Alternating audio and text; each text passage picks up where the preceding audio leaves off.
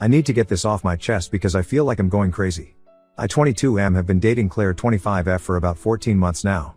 We met at my best friend Jake's birthday party. Jake 23M had invited a bunch of people from his workplace, and Claire was there with some of her friends. I remember the moment I first saw her. She was sitting in the corner with her laptop, playing Valorant while everyone else was dancing and drinking. I'm a huge gamer myself, so I went over to talk to her. We hit it off immediately. Claire was different from any girl I had dated before. She was outgoing, smart, and shared all my interests. We spent the entire party talking about games, our favorite streamers, and everything else under the sun. By the end of the night, we had exchanged numbers and added each other on all gaming platforms. The next few days were like a dream. We played Valorant together every night, talking for hours over Discord. Within 2 weeks, we were officially dating. The first few months were perfect. We would spend weekends at each other's places, having gaming marathons and ordering takeout. She introduced me to her friend circle, which was mostly guys. I noticed this but didn't think much of it at the time. She explained that being a female gamer, she naturally ended up having more male friends. It made sense, and I didn't want to be that insecure boyfriend who controls who his girlfriend can be friends with. Everything changed when she got a job offer from a tech company in another city, about 4 hours away. The salary was amazing, and it was a great opportunity for her career. We discussed it for weeks and finally decided to try long distance. I had a good job here, and we thought we could make it work with regular visits and our daily gaming sessions. The first red flag appeared about 2 weeks after she moved. She had told me she found a nice studio apartment and sent me pictures of it. One day, while watching her Instagram stories, I noticed something odd. In the background of one of her stories, I could hear male voices talking and laughing. When I asked her about it, she brushed it off saying some colleagues had come over to work on a project. But the voices kept appearing in her stories. Finally, through some social media digging, I discovered the truth. She was actually living with 2 guys from her college, Mark 26M and Dave 24M. When I confronted her, she got defensive. She said she didn't tell me because she knew I would overreact, and that living alone in a new city was expensive.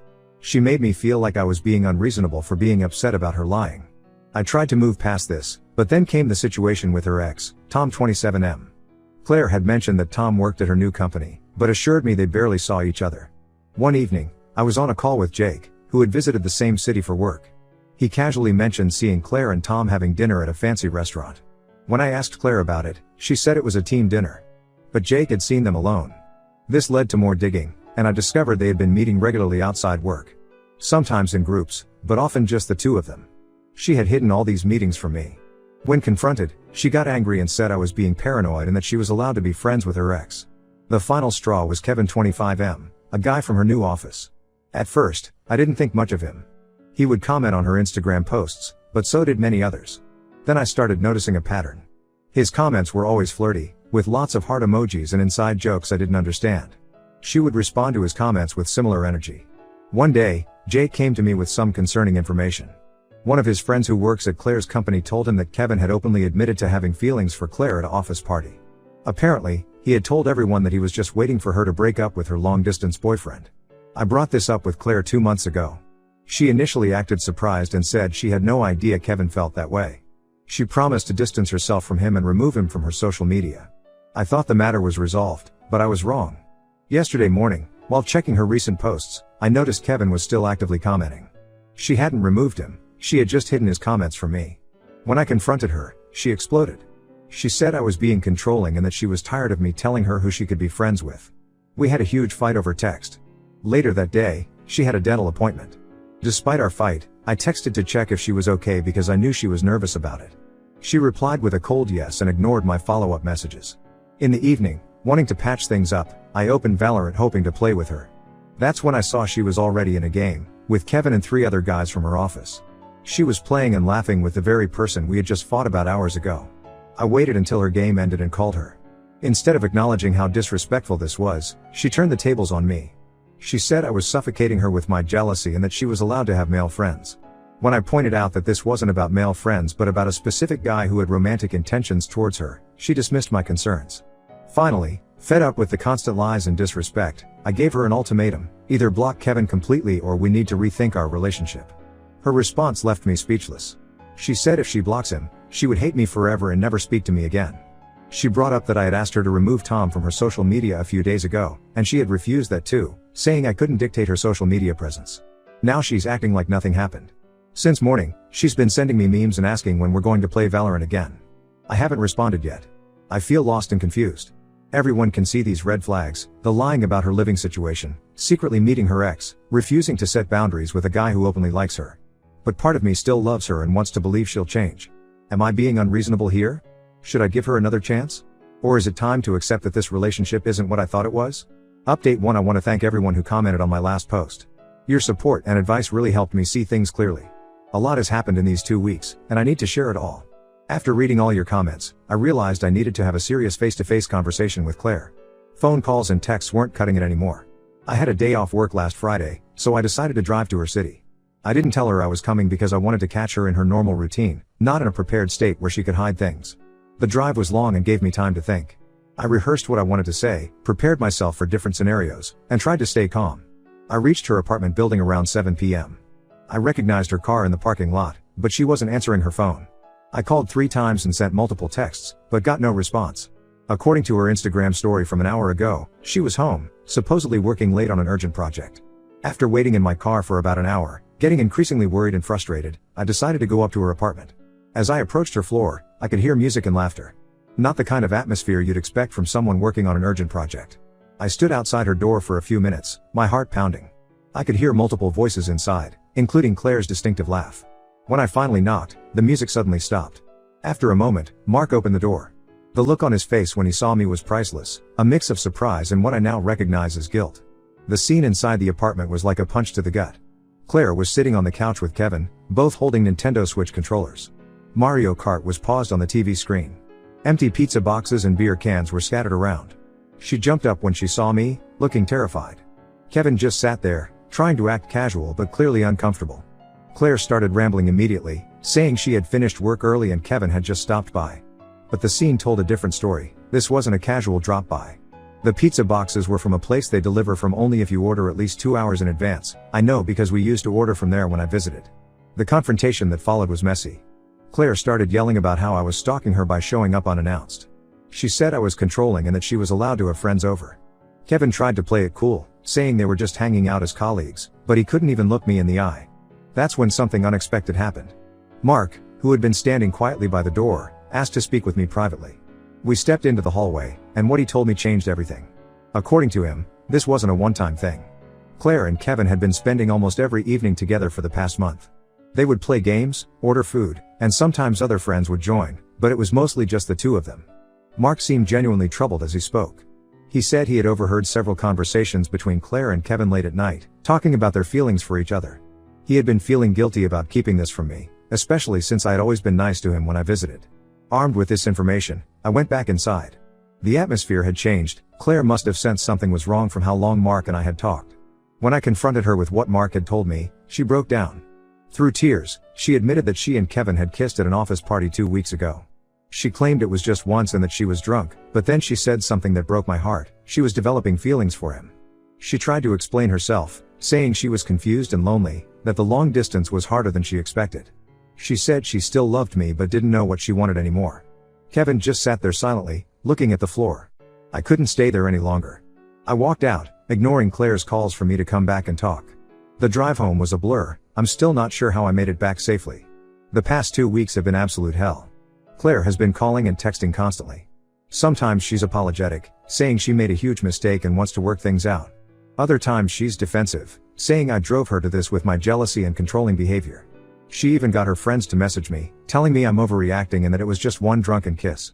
Kevin had the nerve to send me a message on Instagram, a long paragraph about how sorry he was and how he never meant for things to go this far.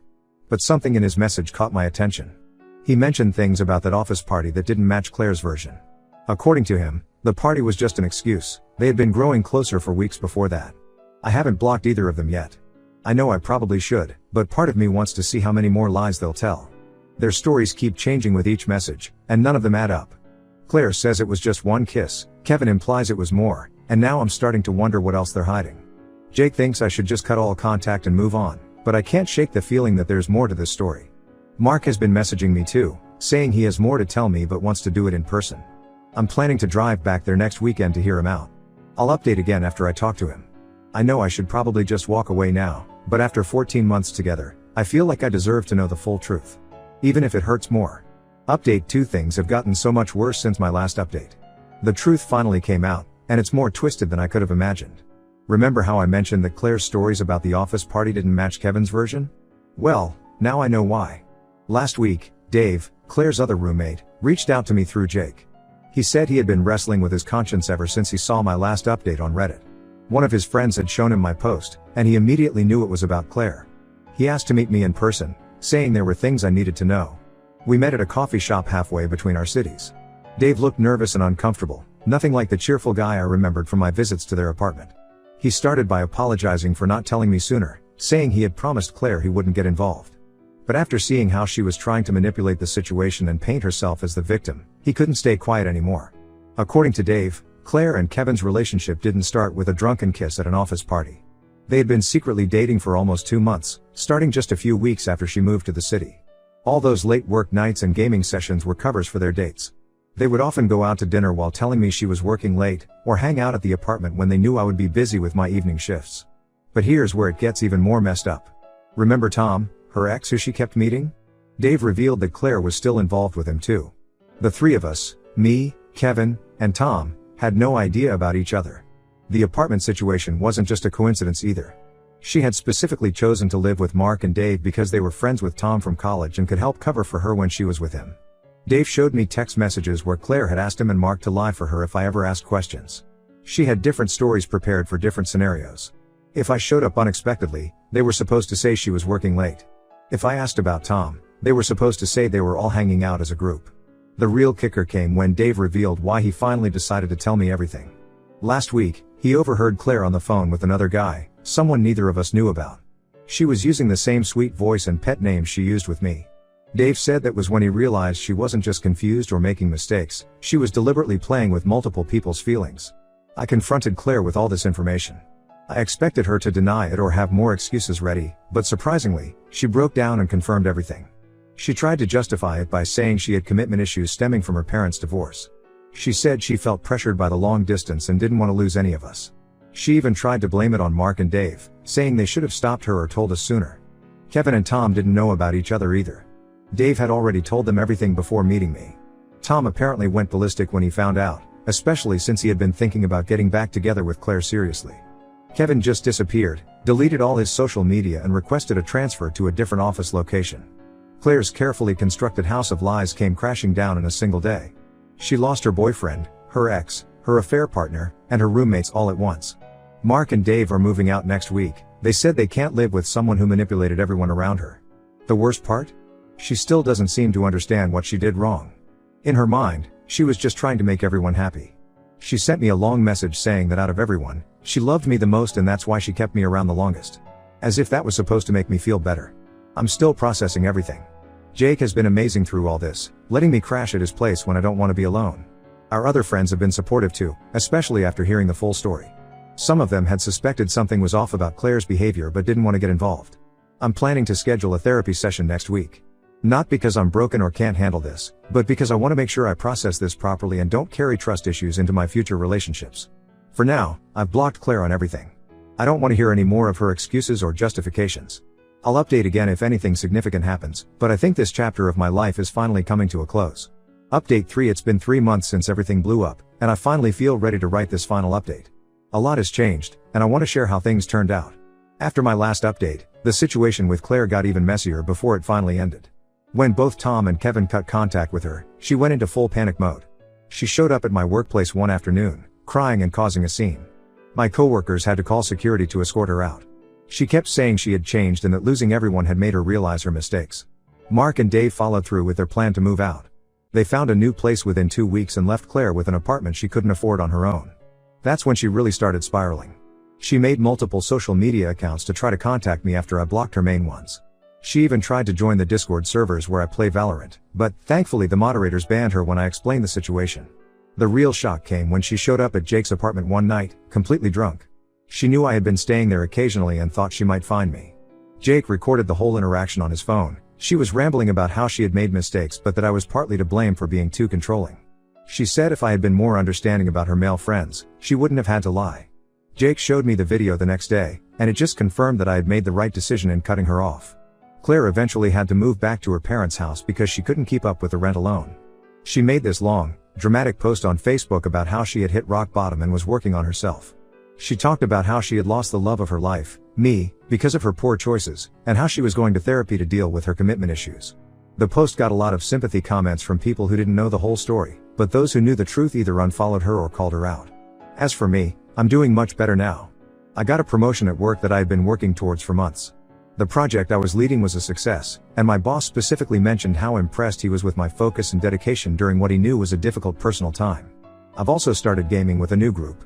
Jake introduced me to his cousins who are really into Valorant, and we've been playing together regularly. It's nice to be able to enjoy the game again without all the bad memories. I even ranked up to Diamond, something I had been stuck on for months. Mark and Dave still keep in touch. They send me updates about Claire occasionally, not because I ask, but because they want to warn me if she's planning something. Last they heard, she had tried to get back with Tom again, but he shut her down immediately. The whole experience taught me a lot about self-respect and recognizing red flags. Sometimes people ask if I regret not seeing the signs earlier, but I don't beat myself up about it. You can't spot patterns you've never seen before. What matters is how you act once you do see them. I thought about trying dating apps recently, but I decided to give myself more time. I'm enjoying focusing on my career, my friends, and my hobbies without having to worry about someone lying to me or manipulating me. I know this isn't the dramatic ending some of you might have expected, no epic confrontations or grand acts of revenge. But sometimes the best revenge is just moving forward and being happy. Claire lost everything because of her own actions, and I gained a better understanding of what I want in a relationship and what I won't tolerate. That's it for updates from me. Thanks to everyone who supported me through this journey. Time to close this chapter and move on to better things.